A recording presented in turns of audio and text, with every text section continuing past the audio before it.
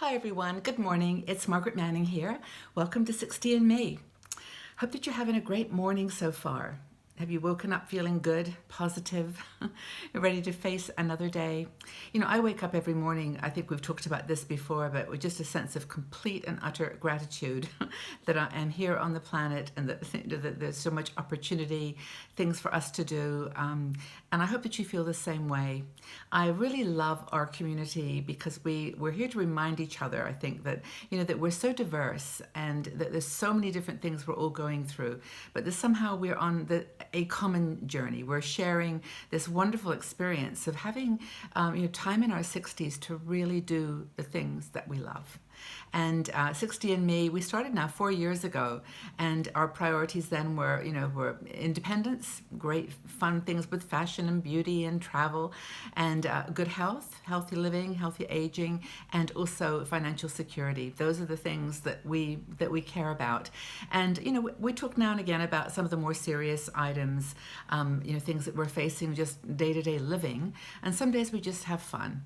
And today I would like to just have some fun, do something, just a little bit frivolous. But first of all, my tea. I have a cup of tea every morning that I share with you. So I've got my Lady Grey.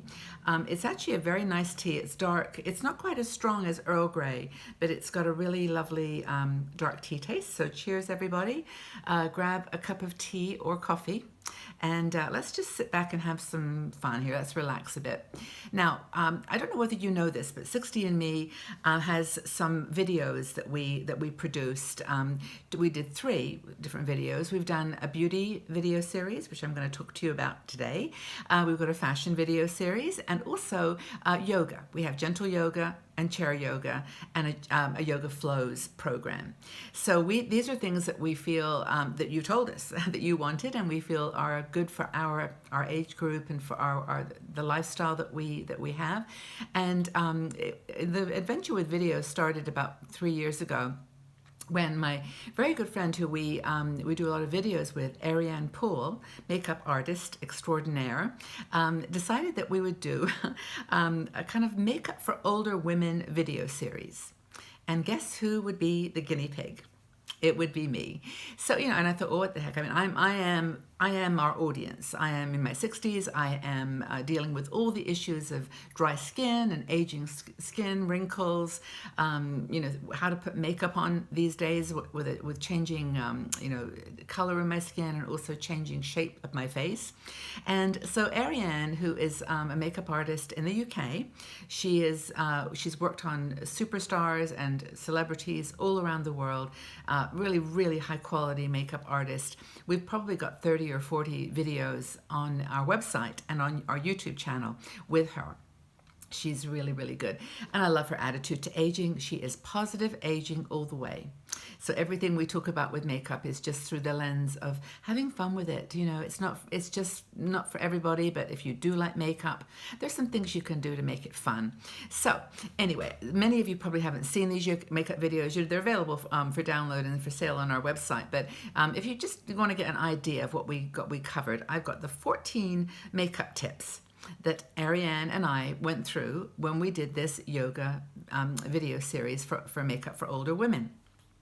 Okay, so it was a lot of fun, by the way. We did have a lot of fun, even though it was kind of traumatic for me because I didn't really pay that much attention to my makeup, but she certainly taught me a lot, and it was fun.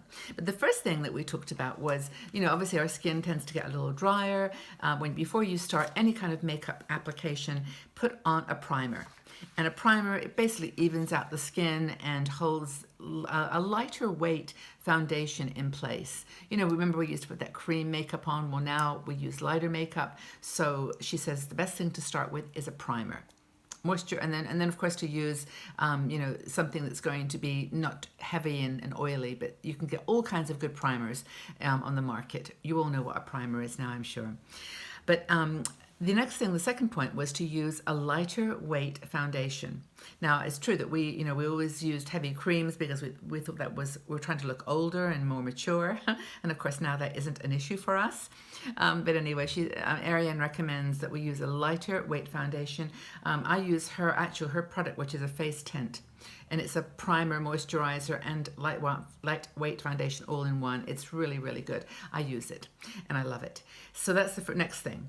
The third thing that Ariane suggests is that we use a foundation brush instead of using our fingers. Now, a lot of people just prefer their fingers, and that's fine too. And in fact, on the videos, she used her fingers on me. It just allows you more flexibility. But a foundation brush, which is just a special little brush for foundation cream or a lightweight foundation, is very helpful. And it just creates kind of a natural look. It keeps it on longer too. Fourth thing, this was a surprise to me, and that is to apply your concealer after your foundation. A lot of people will put on foundation under their eyes after they put their foundation on. So the concealer should go on last. And that's very simple, because when you're putting it on last, it isn't being rubbed off by the foundation that you've applied. So that kind of makes sense, but use less. It's just much more natural. Now, where do you apply this concealer, you may ask? Well, a lot of people, including me, were putting it in the wrong place. Now, concealer, well, anyway, it doesn't do anything to take away the wrinkles. It actually accentuates wrinkles when you smile. So putting a little bit of concealer on is a good idea. But the place you put it is not right under the eyes, which is where you would think about it. I can actually see little bags under my eyes, but that's just life. But you put them, I've got a little touche de clay just to show you, but you put the concealer way down here. Basically, if you look straight ahead, then look down, you can see into the mirror, you can see the little dark circles under your eyes. And that's really all a concealer is going to help with. It's not going to help with wrinkles. So that's important. Anyway, but the point is to not put it up high, put it right down low, almost on your cheekbone. It's a really funny sensation, but that's where you put concealer. Now, go darker with concealer. That's the next point. We have this tendency to, when you have a mark or some kind of a little scar or age spots, you want to just lighten it up and get rid of it. But that's not the way. It's actually use a darker concealer so that you're actually blending it in rather than trying to hide it, because you just get this kind of clown look if you use a light concealer. But that tends to be a tendency. The next thing is to use a mix of concealer shades. Now, Ariane has a palette which is really beautiful, but you can get different colors, like 2 different shades, and mix it up for pigmentation. Like I have little age spots here, and I just use a little bit lighter one, and then mix it up with a darker foundation, darker concealer, and it helps to just to hide them, just temporarily. They're not going anywhere. They're staying right on your beautiful face. But if you're trying to just create a look, which is fine too, you can use a mix of concealers. Okay, eyebrows. Eyebrows are really tricky because I read somewhere else that they're basically to be looked at like sisters, but not twins. So your eyebrows are not always going to be exactly the same. And my eyebrows go quite high, which I have to watch because it's kind of spooky. But to watch your eyebrows. But she shows us in these videos how you first brush your eyebrows up, and then put a line like with a pencil or a brush across the eyebrow after you've brushed it up. Then you brush the eyebrow down and kind of mix it in together, blend it. It's really, really cool. And that way you kind of get your eyebrows fill out, but you've still got that, that nice line that's not visible. Like it's not like you painted on an eyebrow line. So that's really cool. Eyeshadow. Ariane says 2 things. One is it's really cool if you can use a shadow that's a cream that dries to a matte. She's got some great products, and we show those in the video, but I use some different ones. I've got a cream one on today. And she says, don't go beyond the outside edge of your eye Why? Because it actually does accentuate the jowl lines, which we all have. And so just put your eyeshadow just coming to the edge, and then don't go too far up over the crease in your eye. Because, of course, the challenge we have as we get older is we have more wrinkly skin there. And so, you just want to do the best you can to not make it worse by putting eyeshadow that dries on your wrinkles. So a cream to matte is nice if you can. The next thing we talk about is mascara. And I know we've talked about this before, and as I'm saying this, I'm thinking, you're probably sitting there watching thinking, my gosh, I know this, Margaret. Like, I've been doing this for 30, 40, 60 years, a long time, and I don't need advice, but I'm just giving you kind of thoughts what Ariane had said. So hopefully it will be fun to listen to. Everyone's got their own way with makeup. But mascara, I think the general rule with mascara and older faces is that you don't want to be necessarily looking for definition or curling or lengthening. You really want volume. So you want volumizing mascara. So Ariane's advice is to find mascara there's a volumizer, and you can see these. They all have instructions on how to use them. But you can sometimes get those really cool mascaras that have like a base on one end, which kind of thickens the lashes a bit, and then on the other end they've got the mascara. So those are kind of cool for volumizing. So that's her tip on volume. She also suggests that you might want to try navy blue instead of black for mascara, that it actually does accentuate the whites of your eyes. So you can try navy blue mascara instead of black. And I've never actually tried navy blue mascara, but we do try a liner on the videos, and it actually, I think it does make a difference. You really can't tell it's navy blue, but it does give a little bit softer look. So that's another thing. Okay, use illuminators and highlighter correctly.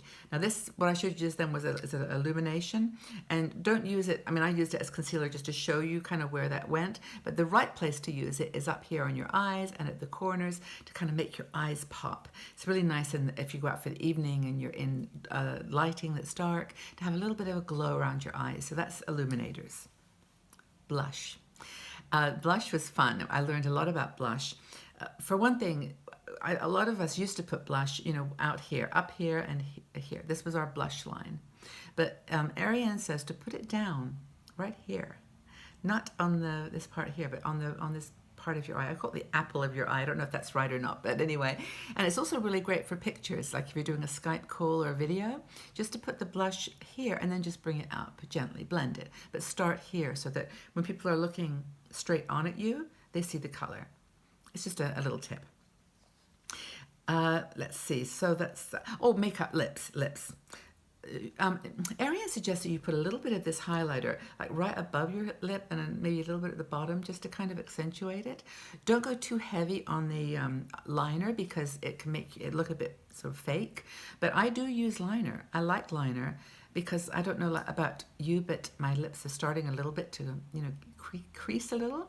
So putting a liner helps you to keep it in place. Helps. And then I use a lip brush. That's another thing, to actually use a brush to apply the lipstick within the lines and stay inside the lines this time. It's a much better way, and the lipstick stays on longer.